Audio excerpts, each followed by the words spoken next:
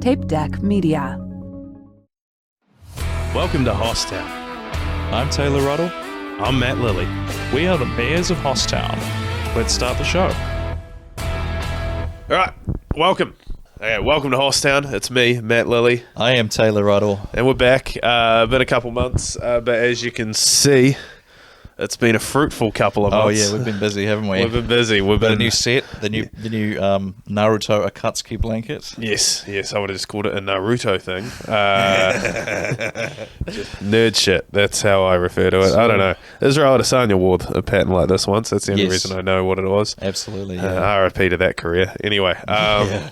What are these in front of us here, Matt? Well, the guildies, I think, is what the technical term is. Yes. Yeah, it's, I don't know, we won, well, I won this one, allegedly. Matt Lilley did, anyway. Did they write your name wrong on this? Yeah, there's a miss. Oh, is it spelled on there too? Yeah. Matt Oh, Lilley that's won beautiful. Out. It's, Well, mine, this one here, was damaged thanks to the glorious people at New Zealand Post who handled it with such care and definitely didn't throw it at my doorstep. So I had to super glue this back together. I think that's makes them even better though. Comedy trophies that are a little imperfect, a little damaged. Wabi sabi, as the Japanese say. yeah, so you won for the second year, the breakout star for the South Island. Two-time breakthrough. I'm the breakthrough act of the South Island 23 and 24. So I broke out, then I broke straight back in, and then I broke out again. Well, I was the newcomer. I hope you win that next year. Yeah, That'd be so funny if you won that 2 years in a row. Nominate me next year. Yeah, for, I'm going to nominate you for best newcomer next year. Please do it. I'll nominate you for breakout. Hell yeah, we need it. If I win it, so me and Audrey Pawn, another comic, she was she won breakout a few times in a row as well, and we've both expressed our sort of confusement about that. But I think a lot of the South Island comics kind of just look at this as like the comic who had the best year, and so I'm fine with that accolade. Yeah, I think it was a pretty good year. Well, because there's no like top comedian. Yeah, exactly. There's no best. These are the only. This is all we've got. This is the only two awards that they designate for the South Island comedy scene, and you're looking at the two recipients of them. So just dripping in all the gold. So if you're looking for allegedly two of the funniest individuals in this one island of 1.4 million people, two of them right here. Biggest comedians in the South Island by both talent and size, so we're crushing it there. Yeah, quite literally. Crushing. I've broken so many chairs, so many stools, so many. I don't know what else. I need to start breaking stuff on stage. Yeah. I think that's. I want to win this one more year, and then I feel like I should hang my jersey from the rafters and just never win another award. Yeah, can you get your number retired by the guildies? That'd be so funny if you could. You might also be able to see this. I don't know where the camera is, but I purchased this in Dunedin from another comedian, Tama Alexander. I didn't realize he was such a Lord of the Rings guy, but it came home with me, and I'm very happy to have it. So yeah, we're really dripped out today. A lot of hosses in the Lord of the Rings, aren't there? Yeah, dwarves. They're definitely like very hoss, like red meat. Yeah. Ale. That's all that's very hoss. Yeah. Very. Yeah, I won't put any disparaging comments about Lord of the Ring fans. They'll come after me. No, they're a rabid bunch. And, I've never watched it, to be honest. Yeah. I feel like that should like revoke a part of my citizenship if I've never watched the Lord of the Rings. Did you say should or shouldn't? It should. Because, I agree.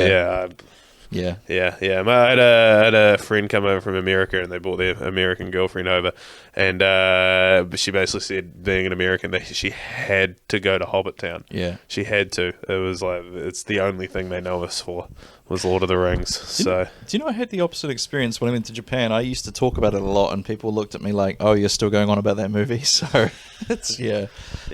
Americans don't let things go. No, that's true. Yeah. So then let's move on to our second piece of news for the Hosstown faithful, the 3 or 4 subscribers we have.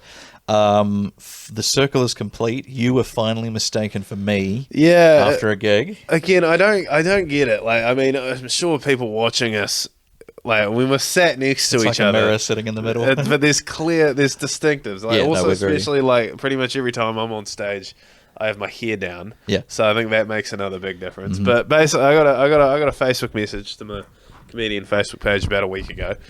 And I was reading it. It was like 8 o'clock in the morning. I read it. It really first couple lines really cheered me up for the start of the day. It basically went, hey Matt, saw you last week at the Hour of the Power show, which I did do. I think I might have plugged that last time, and enjoyed that. I felt like it went fairly well. I was there for that. And then the next line he says, also thought you did a great job opening for David Corrales last Friday. And then I had to take a double back and be like, I didn't open for David Corrales Friday. Taylor did. That's funny. So yes, then Did you respond to the message? yes, I did. I responded to her because Did you I felt like Did you correct him, or did you just go, "Thanks, bro"? no, I corrected him. I said thanks, but I think I didn't. I said literally I didn't open for David Krause. I think you're confusing me with my good friend Taylor Ruddle. Because then, well, instead of him just being a fan just of me, now I can show That's he's true, a fan of both yeah. of us. And Plug the podcast. I forgot I should have plugged the podcast. Just like That would have been the move, eh? would have been the move. I love could it. post it. I'll direct message him straight after Yeah. this, and I'll message him this clip of Hey, us but getting. I forgot to tell you we got a But, podcast together. I don't know. Maybe you're gonna have to shave that beard or cut that hair because I'm not telling you what to do with your body, your choice. But no, it's just. Yeah, I mean, it's a small enough scene as it is. How many big hairy guys are getting booked? Well, mean- clearly, yeah. We've really got the monopoly on on big hairy guys, eh? Sorry to I don't know who some other big hairy comedians. Harry Smith. That's a. He's not. You wouldn't mistake him for us though. No, he's a bit leaner. He's a bit. Yeah. He's just got the short hair. Short hair. I was going to say, did you want to share your experience about going to the cat cafe? Yeah, that was Cat Cafe. I remember that was with my girlfriend Georgia, and me were there sitting. Well, I don't know if you've been to the local Cat Cafe here in Christchurch. I've not. But so they have the room with the cats and the cafe part, and then they have like the sort of waiting area outside because you book time slots essentially, which is where you have the food and the coffee machine. Like the cats are therapists, eh? Like, Pretty much. oh, my 3 o'clock's here. Yeah. So we were sitting there, like got there about 5 minutes earlier. We were sitting there at one of the tables, and there were two of the couples were there before us, and I just casually look and make the connection, like, oh, that's a guy with a beard and quite a quirky, alternative-looking female. And then the next couple walks in. It's a guy with a beard and a quirky, alternative-looking female. And then another couple walks in. It's a guy with a beard and a quirky, alternative-looking female. And then that's when I made the comment to Georgia. I was like, we're a stereotype. We need to get out of here. We're a stereotype. And then we go in, and then like 10 minutes into our time with the cats in the cafe, another couple walks in late. Must have booked in full cosplay. Both of them. Really? And yes, the guy had a beard.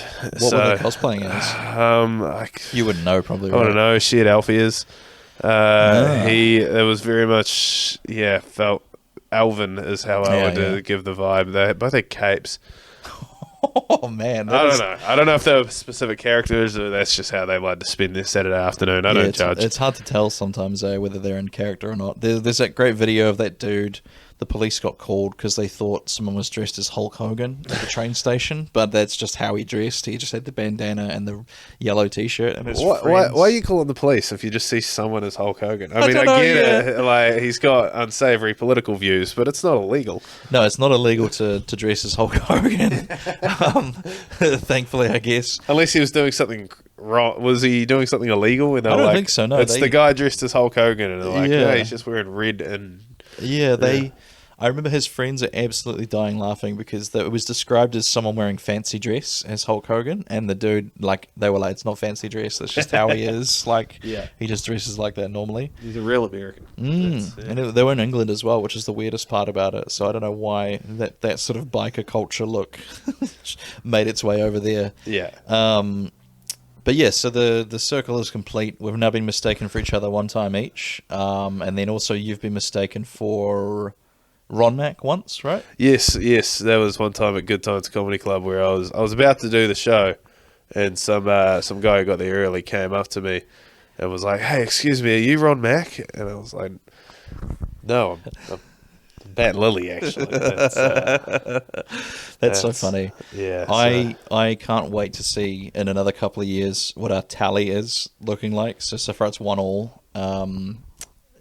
What I find so fascinating about yours as well is like, at least the time I was mistaken for you, she hadn't seen. It was months since she'd seen the performance. Whereas the dude who mistake you for me, it was like saw within a you week. within like a week. It was like, oh man, it's the same guy. Yeah, it's the same with guy. completely different material and different vibe. different vibe. Yeah, they're like in terms of our comedy, the only real similarities are we're big hairy guys. yeah, and we do a little bit of self-deprecating stuff about that, but otherwise, Which is like 90% of comedians. Yeah, are that's true. self-deprecating. I don't know. yeah, Yeah.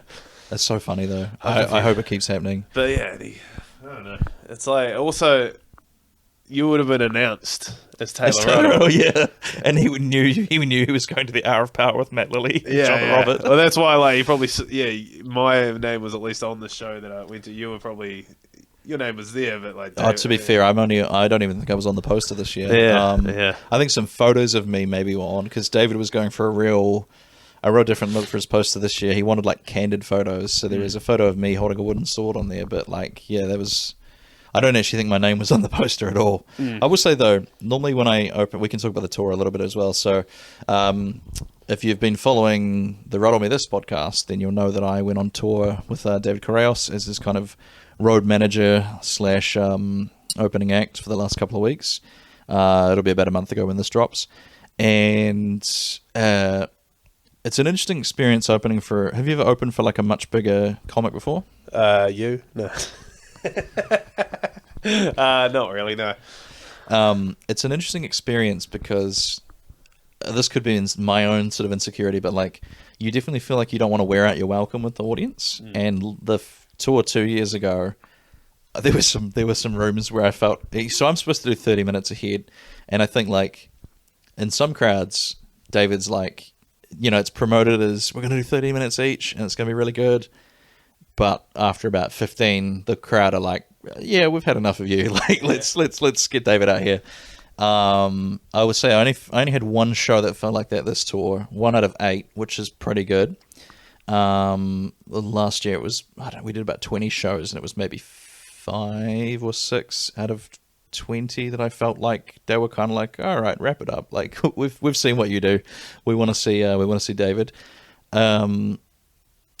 And then as well, apparently he was he came up to me afterwards and he was really annoyed. He's like, "You don't know how many people this year have come up to him and been like, man, Taylor's really good." And so he's like, "You're not supposed to be catching up. You're not supposed to be like approaching him." He wanted me down here. I don't think he actually did, but like he was saying that.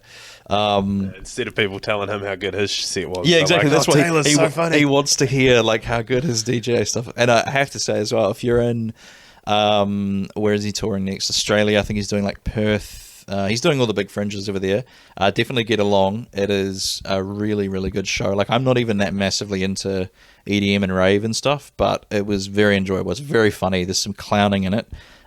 He does a little bit of magic, and if you like David Correos, you absolutely will not be disappointed by that. I was going to say as well, we were looking at trying to do a tour to Wanaka, weren't we? I messaged you asking if you're interested in doing that. Would that be oh my god, I got the hiccups real bad. Hang on.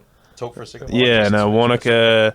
I mean, I've heard of comedy shows in Wanaka before, but like, it's not really a full tourist town, is it? No, Wanaka's great. Yeah, we would do the Rhyme and Reason Brewery, and I would probably try and do a Queenstown and a Wanaka date. We could probably do Hosstown, maybe call it the Hosstown Comedy Tour or something. That'd be kind of cool. Yeah. If you're listening in Wanaka and Queenstown, you want to see us, let us know. But would that be your first road gig if we did something? Yeah, I've done gigs in Auckland. That doesn't really count. That's true. Well, it's flying, but it is the road, yeah. Yeah. So no, I haven't in the south. I haven't been outside of the main centres. I have in terms of life, but never to do comedy. Yeah, that's true. So it's kind of I wonder if I do. It's the whole thing every comedian probably has when they go. They're like, will my jokes translate? Will the people that live in the shallows understand my intellectual humor? I don't know. I don't know. It's people in Wanaka. They got more money than us. So, no, that's true. They'll probably look down on me and think. No, they love it. Like I wish I could find a good sort of like 50-seat venue in Timaru and Ashburton, because I'd love to just do a little mini thing, because that's only like an hour drive. And like, I'm at the point with touring where the shine has very much worn off the long drives. Like when the first few that you do, it's the most fun ever, because you've just got like 5 hours of chatting comedy in the car.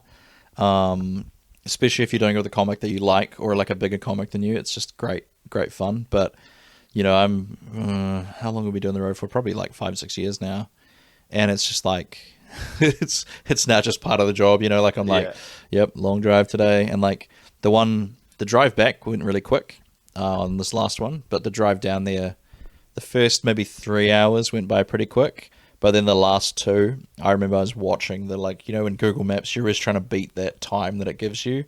I was watching that, and I'd look away, and it was almost like as at work, when you look away from the clock, that old Chris Rock bit where you think you put in like an hour of work and it's been 10 minutes or whatever. That was what it felt like watching that tick down for that first drive. So, but I imagine for you, if we do a road thing, it'll be shiny and new and kind of like a fun kind of drive. Yeah, I mean, like you say that, I probably will get on it and it'll feel like that, but I'm struggling. You said like 5-hour drive. Well, even just driving to Timaru and Ashburton and being excited. There's something about it that feels traveling for work, especially when it's something fun like stand up. I don't know. There's something magical about it. I remember the first time I flew for a gig. It was to Palmerston North. I was buzzing the whole time. Again, like you're saying these things, and I think you're the only person that's been to Palmerston North. Been stoked to be to Palmerston North. I mean, fair play to you, but yeah, I don't know. Those 13 people that I played to got a hell of a show. Yeah. No, it was more. I'm not trying to disrespect the regions of this country at all, but I struggle to get excited. Again, I'll get there and I'll be like, wow, this is people in a different town. Oh, maybe you won't. Who knows? Yeah, I mean, maybe that's just me. Maybe I'm just an arrogant kind of. Maybe this is getting to my head, and I'm feeling like I feel like I'm too big for them. Yeah, I'm too big for Ashburton. Yeah, you're a big fish in a small pond. Big fish in a small pond. Speaking of fish bowl. Oh, good transition there. Smooth. Super Bowl is coming. Super Bowl is coming. So I'm going to be watching my first Super Bowl with a few of the lads in about a week. Well, it would have happened by the time this drops. But who do we know who's playing in the finals? Who's playing? The Kansas City Chiefs playing the Philadelphia Eagles, a rematch of the Super Bowl from 2 years ago. So Kansas City Chiefs are going for their three-peat. They're going for their third one in a row. Really? Yeah, which will be the first NFL team to do that since the 60s when the Green Bay Packers did it. So it's to say I'm thrilled about that would be I'm not very thrilled about it. To be fair I'm a big NFL fan. Got the podcast with Matt and Matt NFL Chat. I'm a big Baltimore Ravens fan. That rhyme makes me so angry how well it works. Yeah, Matt and Matt NFL Chat. Yeah, it's but if you follow along, we kind of dropped off for the last month of the season, but I'm a big Baltimore Ravens fan who last year lost to the Kansas City Chiefs in the conference finals. So last it's a sore spot. And this year we lost in equally heartbreaking fashion in the divisional round, which is basically the second to last round, to the Buffalo Bills, who then lost to the Kansas City Chiefs. So I took about a week or two to recover from that heartbreak. Mark Andrews, our tight end, literally dropped the pass that would have tied the game with a minute to go on the goal line, and it would So I have several questions about football in preparation for this. I'll try to push that trauma back down. Yeah. No, it's more just about. I'm just trying to figure out expectations and stuff. So it's long. Get ready for a long. Is it? How long's it? Well, it'll kick off our time at about 12:30. It'll finish about 5. Really? That's the Super Bowl though, because they space it out. They put a halftime show and stuff. Halftime show, which will be about 45. Do we know who the performance is? Yeah, it's Kendrick Lamar. Wow, yeah, that's going to be a good Super Bowl to watch. Yes, who just cleaned up yesterday at the Grammys with his Canadian tuxedo on. The Canadian tuxedo, collecting like 5 Grammys for a diss song against Drake. We're just like Kendrick Lamar. Look at these awards. Yeah, exactly. Look at all these damn awards we got. I know. Have you seen that that joke swap that SNL did, where you know what I'm talking about, jokes where they have to read jokes that they've never written out before. Yeah. It's Michael Shea. He was forced to say something about Kendrick Lamar. Your beef with Drake may be over, but your war with Michael Shea is just beginning. And he's like, does not want to incur the wrath of Kendrick. Well, Andrew Schultz, the comedian, actually went after Kendrick in a weird way. Really? Like, it was weird. I don't know. Like he was just trying to go for clout kind of thing. Kind of go for clout. I mean, he's that edgelord comedian, or it's online comedian. He kind of, anyway, we don't need to give that any more than it. Fair enough. But, so Super Bowl. So what to expect? So it's a lot of circus. Most of it, well, not really. Other than the halftime show, it is just a regular old football game, which... Oh, this will be my first ever watching a football game through. So there's a lot of ads and stuff, isn't there? Like, it's a lot of... It's very stop-start. Yeah. So basically what will happen is every play goes for about 10 to 15 seconds, and then in between every play they'll have about 30 seconds resetting, subbing out players, and then set up for the next play, and then they'll go again. So it's a good game to watch with friends, because you'll just be casually talking, and then a play will happen, and as long as one of the people in the room is kind of paying attention to the situation of the game, every couple of minutes you'll be like, shit, this is a really big play here. This will change the course of the game. Yeah. But a lot of hosses, a lot of big men. Yep. A lot of big men up front. Big boy representation. Big Love boy it. representation, and these two teams have the best big men in the whole league, which is why they're this far. This far in the season. It's an integral part, the defensive line and the offensive line. So of the two, which would you prefer to win? Philadelphia Eagles. Yeah, I think I'm going to... For me, it's because I like the logo of the Eagles. I've always liked that, just from a design perspective, the Philly Eagles logo is very nice. So that'll be the reason, and really not knowing anything else about the team. What do you think the split's going to be like? Are most people going for the Eagles? Or? Most people go for the Eagles. It's like, because the Kansas City Chiefs have become like the Death Star. They're like the Yankees. They like the Yankees, but not like in a historical sense. More just like in the last 6 to 7 years. What is it that they're doing so differently? Well, it's one mate. They have Patrick Mahomes, who is quickly becoming the next GOAT. Is he the new Tom Brady? He's the new Tom Brady, and potentially better, because he's already won 3 Super Bowls and he's 29 or 28 or something, and he's about could win his 4th before 30. Tom Brady won 6, he won 7, but he played till he was 45. Yeah, Tom Brady just never retired.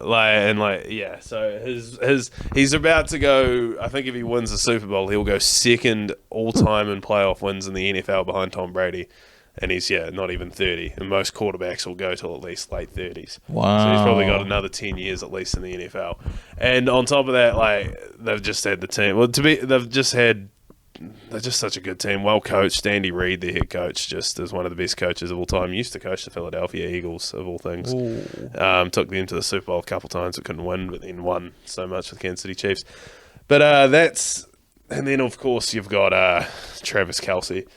That's Taylor Swift's beau, right? Taylor Swift's beau, and is he on the Chiefs as well? He's the Chiefs. He's their main tight end receiver, and the thing just pause you there. So tight end receiver, he catches the ball and runs. He catches the ball and runs. Okay, yep. But, so there's the tight ends, and then there's wide receivers, but they both catch the ball and run. But a tight end is usually the bigger one that can block as well. Big mountain of flesh. But he tends to mostly just receive. Big mountain of flesh. He's a big old corn-fed boy, isn't he? Yeah, from Ohio. I was going to say he looks like Minnesota or something. But yeah, big 6'5", 260 pounds. Yeah, and monster. Then so you're gonna be looking for Patrick Mahomes to pass the ball to either him or their other receivers, and they've got quite a few other good receivers. So that's going to be their game plan. The Philadelphia Eagles, they have their running back Saquon Barkley, who had a historic year, second most rushing yards in the NFL history. Really? Just running the ball on the ground. So it's going to be a good kind of contrast to see. You're going to see one team trying to mostly pass it, run it a little bit, but mostly pass it through the air. And then Philadelphia Eagles, they've got good receivers and a good quarterback. Both teams are very well rounded. They don't get this far if they're not, but their X factor has been Saquon Barkley and their running game, who's just been unstoppable all year. So he can run with the ball, and if they try to tackle him, he's really good at dodging them. And very shifty. He'll there was one play this year where he jumped over a defender backwards. Yeah, and that went viral. And he's just so fast, so just shifty, and just so you'll see him he's the definition of just most running backs are, but just stout. He's maybe like 5'8", but then like also 5'8" wide. And then his quads are huge, but then he can move so quick. So he's squat and he's fast. Yes. Wow. Yes. So like so when he's very quick and hard to get a hold of, but if he is running at you, it's just a cannonball coming down at you. So I love it. No, this is great. Yeah, so that's going to be the main matchups. Some of the big men to look out for. So the Philadelphia Eagles they've got an offensive line with an Australian, Jordan Mailata, who is a fascinating story. He was a guy that was picked up. He was playing rugby league, who is 6'8" and about 170 kilos, but with 20% body fat. So that's relatively high for a football player, right? 20% body fat. He's 170 kilos with abs. Is basically what I'm trying to say. Oh, is 20 low for body 20 fat? Is low. Oh, really? Yeah, 20 is somewhat like if someone's got 20% body fat, you consider them in good shape. Oh, when you're getting down to like 75% body fat. We're probably like pushing 30 and 40. That's what I would say. oh, is that the only? So the difference between abs and me is 10% body fat. Well, it's like half of your fat. Yeah. Crush it. Easy. We'll Well, have abs by the end of the year, bro. Yeah, we'll be there. But so there's him. That'll be the Hosstown like speedo calendar. Will be if we ever get to that point. All right, you can do that anyway. It's all just me every. So yeah, People won't be able to tell the difference. They'll be like, "Oh yeah, I like the spread of Matt on page 3, and it's all just me." Oh god, that would be. You could really take the day off there, eh? And I'd be able to handle that for you easily. You can do that.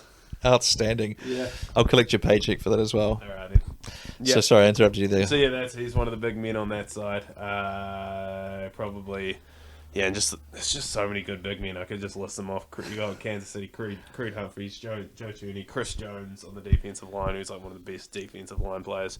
And then also on the Philadelphia Eagles, you got Jalen Phillips. It's very scary, man. Like these men are all 6'6" and then 150 kilos. I'm getting a little hot and heavy in here talking about it. I love when you can see an NFL player who's like he's clearly in shape, but he's also got like a belly on him. And you're like, that's the sport for me, eh? Where like you don't need to have abs. Oh, hell yeah. Yeah. A lot of that too. So it's going to be exciting. It's going to be good. But yeah, because being heavy is good for that sport, right? Generally. Depends on the position because it's very different horses for different courses. You got the big guys in the middle that are bashing into each other, and then you'll have a guy that's like 70 kilos that can run a 4.1 second 40-meter dash. Right. Yeah, and the Kansas City Chiefs. Well, that's Kansas City Chiefs have a couple of those guys. They got a guy Xavier Worthy who ran the fastest ever 40-yard dash in the combine this last year. He's a rookie. They drafted him this year. So, wow. Yeah, it's it's a real interesting game. I was trying to get a bit going on stage where I was talking about how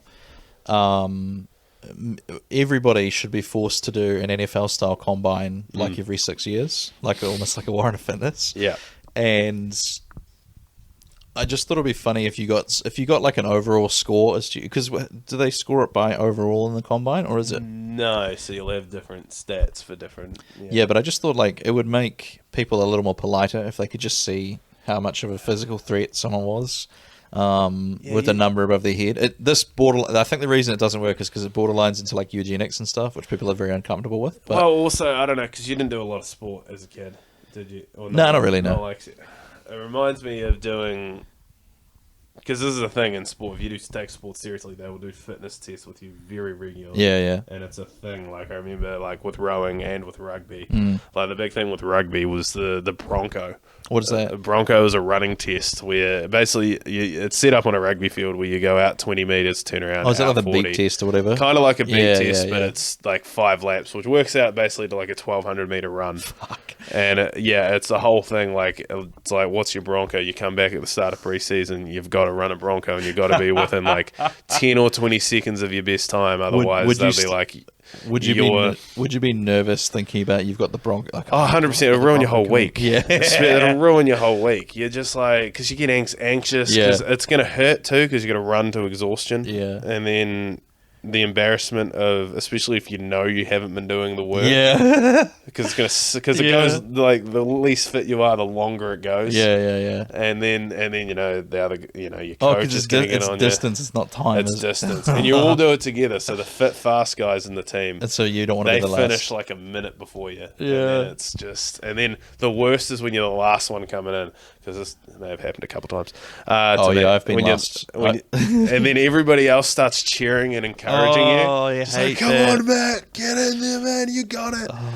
Do you know? So we don't need that for the general population, is what I'm saying. But I feel like it would humble people a little bit because, very humbling. Too humbling. No dude thinks he's a better fighter than the guy who's never been in a fight before. I feel like the end of that should be you have to shadow box for 10 minutes and then you have to watch yourself shadow boxing so you can see how slow and decrepit you are. But I was going to say the running, I've definitely been last in the cross country before. To the point where, the most insulting part was when the teachers are putting away the cones before you've even finished. Oh, and that's you're depressing. Leave it out until I'm finished. Don't try to get a jump on your the end of your day. Fuck off. Yeah. I was going to say as well, this is a great time to tell this story. The beep test I used to train at this place called Titan Training Ground, which is a kickboxing Muay Thai kind of gym. I think they do jiu-jitsu now. And we did. It was like the beep test, but it was for throwing kicks, and I forget the exact specifics of it, but it was I think they would play audio where it would be I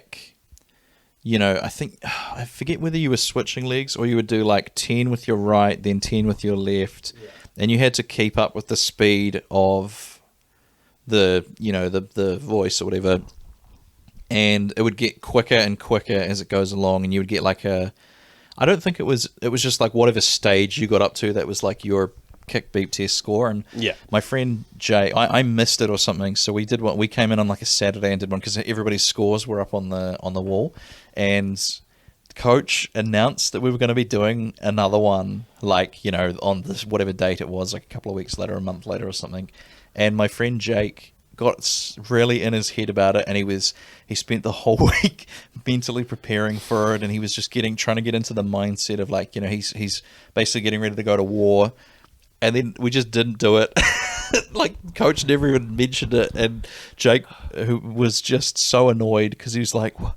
But I spent the whole week getting into the mindset for this, and it just never happened." I don't think we ever did one again the entire time that I was training there. So it really does. It just dominates your mind for the week when you've got it hanging over you, eh? Because the worst one for me was because I was a big rower, in high school, and the big if you do rowing, the big test there was called the 2,000 meter erg, because it was 2,000 meters on one of those rowing machines you see in the gym. And those were hell because that's full body, about 7 to 8 minutes, just full out. One time when I was in high school and we did it just after school, in the school gym. Yeah. One of my mates had to be taken to hospital because he got rhabdomyosis and had almost full kidney failure. Oh, I was going to say, when you're pissing brown. Basically, yeah. It's it's, to be fair, the dude had one piece of toast and a can of V for the whole day. And then he does this maximal fitness test. And then basically, had to get taken to hospital that night. Yeah. And because basically, your body starts literally breaking down the muscle in your body. It's not good if you're pissing any darker than red, or not red's like blood, but red's, but it's dark brown. That's where it starts going yellow into brown. It's really. Do you want to just check? Can you see how long we've been going for? What's it say up there? It's 34 minutes. Sweet. It's funny, you get a clock for these things stand up. You kind of you're like, it feels like about. So let's talk a little bit about us. Let's finish off talking about us being on the wagon. I was going to say one thing though, with your history with rowing. Do you ever miss being a rower?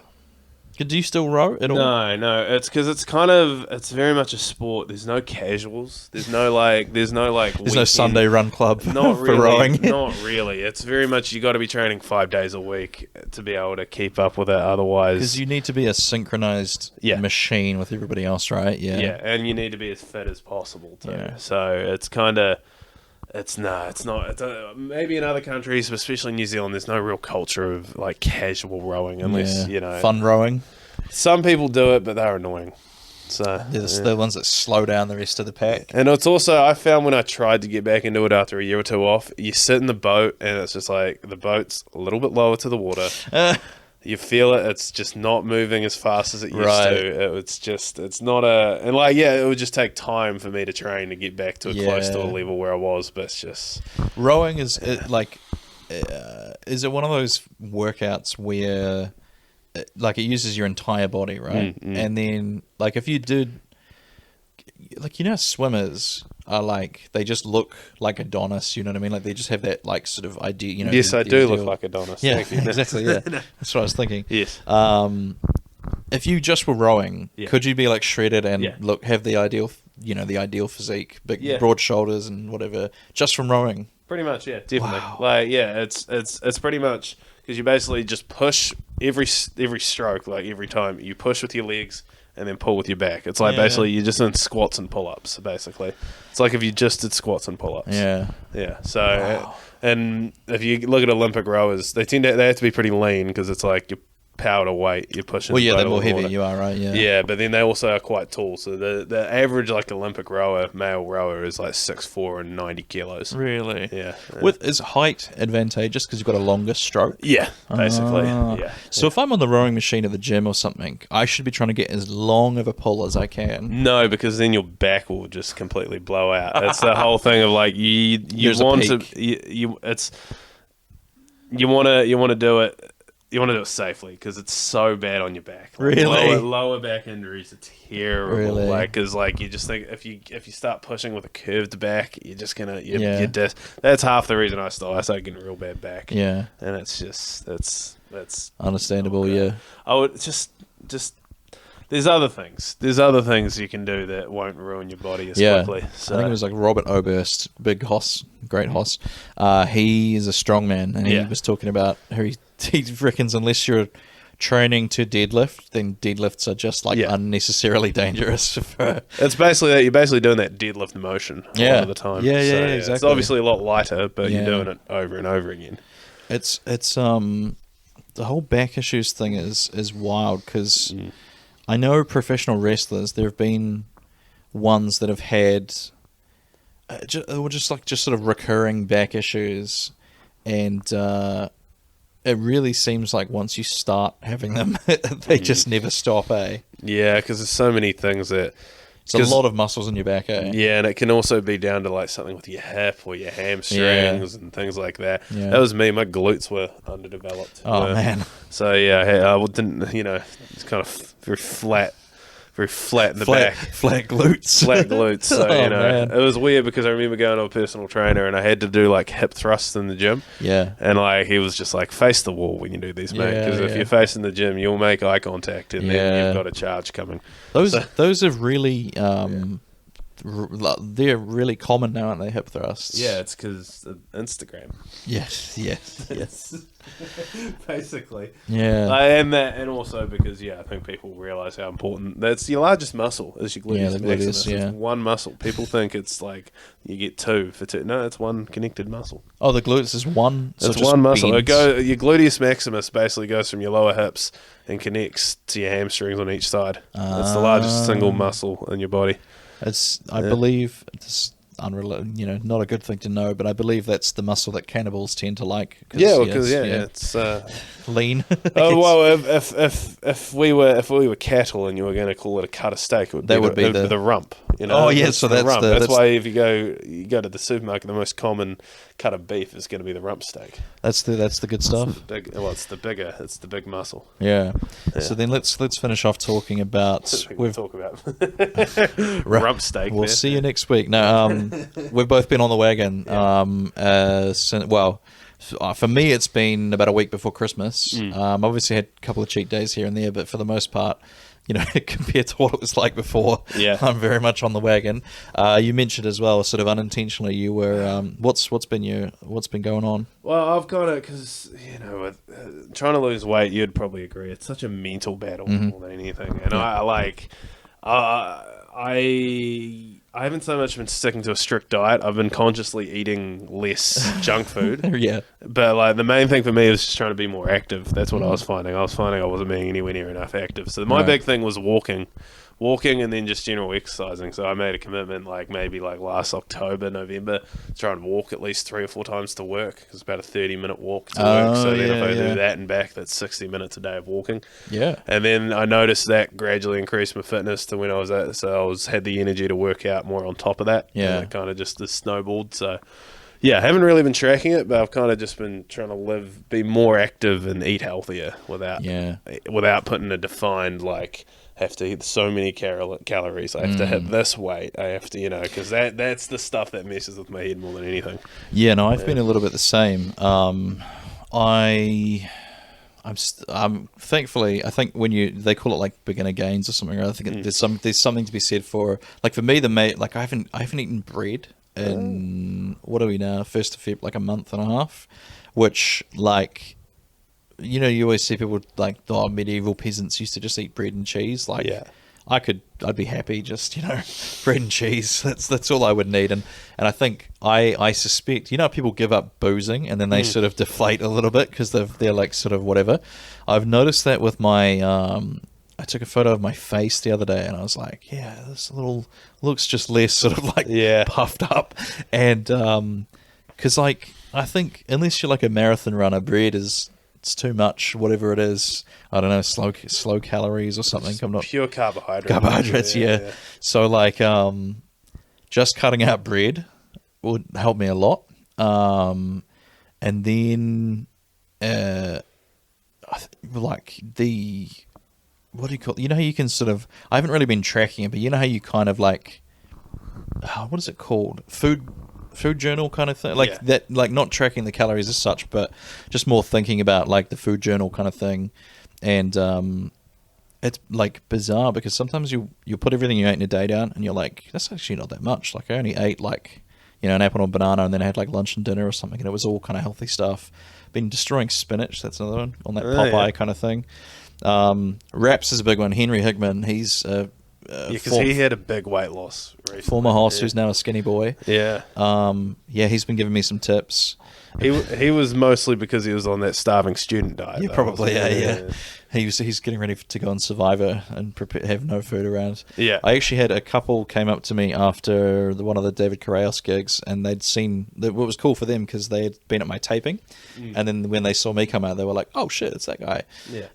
So they came up and were like, "Can we buy you a beer?" And I was like, "Oh yeah, I don't drink, so I'm good." And they're like, "Oh, can we buy you a pizza?" And I was like, it took all the strength in my body to say no. And it's you had that conversation, just you know what? I'm trying to do something nice. Yeah, exactly. I Justify deserve it. I've been good. Yeah, but I did say no. I'm trying to be on the wagon. I appreciate it. I just they're like, what can we do? And I'm like, you just follow me on Instagram. That was the move. Follow me on Instagram. Yeah, well, because it's tricky. Because I don't know if you go to certain cultures and they offer you food.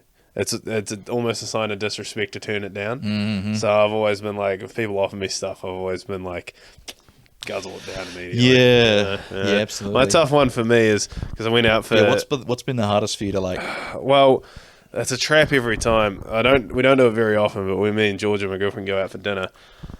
She's quite a small person, so we'll get two main servings. So she'll have half of hers, and then I justify it mentally by being I'll shout her, I'm paying for it anyway. But then it's just I'm having a main and a half. We went to this Thai restaurant on Saturday, and they had shout out Thong Law Thai in Christchurch. It's a fairly new Thai restaurant. It's really good. I'd recommend it. But serving size was pretty decent. I was fairly full after mine, and she was full after half of hers. But it was,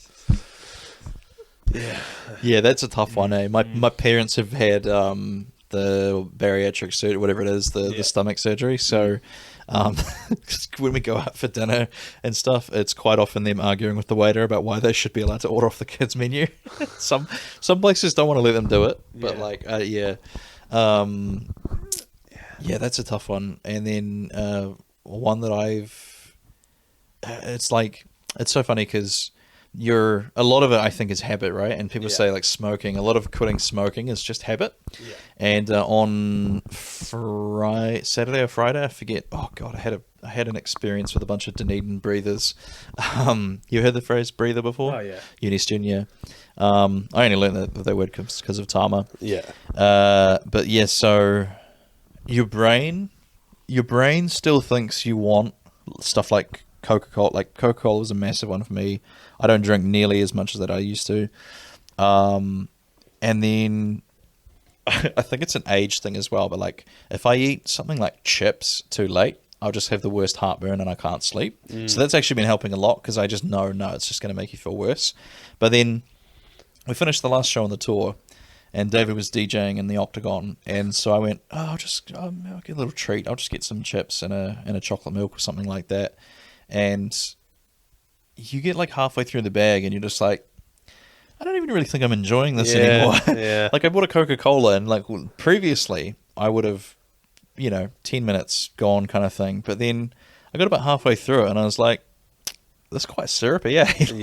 It's some of it is getting your brain to adjust to the fact that like, oh no, actually, we just thought we really enjoyed these things. But now that we've been eating like, drinking water and just drinking like, nice coffee and stuff, you're sort of like, Coke, it's thick, eh? Like it's real sort of, yeah. But then I still get tricked sometimes and I think my brain thinks, no, we need, a bag of chips or something. Like I've only done this a couple of times, but like I still find myself being like, the idea of it is better than it actually is in my head. So I'm getting better at it, but yeah, that's definitely a weird one to get used to. Yeah. No, that's definitely tough. Well, you're on the wagon. You're doing well for you. So Been on the wagon, yeah. Just got to keep going one day after the other. That's it, man. I'm almost the opposite to you. I'd like I think my legs are different lengths, so walking is really like I can walk, but just is not good. It's not comfortable to do for like long kind of stretches. Yeah. So I've recently learned. They say you can't out train a bad diet. Yeah, they're right. You really can't. No. But the flip side to that is a good diet actually makes more of a difference than you'd think. So it gives you more energy and you're out, Yeah, and it's also passive. You just go about your day, and if you're like me, someone who generally gets to the end of the day thinking, where did the day go? I was busy all day. It's almost like a hack. It almost feels like time travel, you know what I mean? You're just skipping to the end of the day, and you're like, oh, I ate well today, had some water, and then, like about a month goes by, and you're like I saw a photo of myself on stage somewhere. I was at the Anime Con, and I was like, fuck, he's looking pretty trim there. Like, you do start to notice it. So, yeah, if there's any horses out there watching, just, it's all about little adjustments, right, that you can consistently do for a long period of time. That's kind of, I think, the secret everyone says. But we all think, no, there's a shortcut. Yeah, look at us turning into a health and well-being podcast. Yeah, man, we're going to be fitness influencers. We're going to have abs by the end of the year, I swear. We'll start a Hoss Health Club. There you go. That's the stuff. Okay, let's wrap it up. Plugs, Matt. Yes, so social media, whatever. I got my first solo show coming up. This is probably a good time to plug that because this will come out a good month before that. So March 21st, Good Times Comedy Club, 6:30 p.m. 60-ish minutes with Matt. That's basically the only guarantee you're going to get is it'll be 60-ish minutes. If I get off stage and the total time has at least a 5 in front of it, I'll be happy. Yeah, that's always a relief. So 60-ish minutes of me telling jokes and stories. Nice. So, yeah, what about you? Social media? Social media, Matt Lilley 9 on Instagram, Matt Lilley Comedian Facebook. There you go. For me, don't have anything major to plug, but I am getting really wary of social media. So if you like me and you want to see a good newsletter, go to substack.com, or is it taylorruddle.substack.com? I'll chuck it in the links. Because social media empires rise and fall, and a lot of the stuff we're seeing out of America is making me very nervous. So email has been around forever, and it will be around forever. So go and follow me on that. I'm also posting clips and stuff on TikTok. Taylor Ruddle Comedy on all the platforms. So yes, thank you for watching Hosstown. We'll be back in about a month's time. I think we've got a very relaxed schedule for this time of year. But God damn. Yes, thank you, and we will see you again. Hell yeah. Thanks for listening to Hosstown. Don't forget to share the episode and leave a review on your favourite podcatcher. See you next month. We'll see you then. This has been a Tape Deck Media production. Thank you for listening.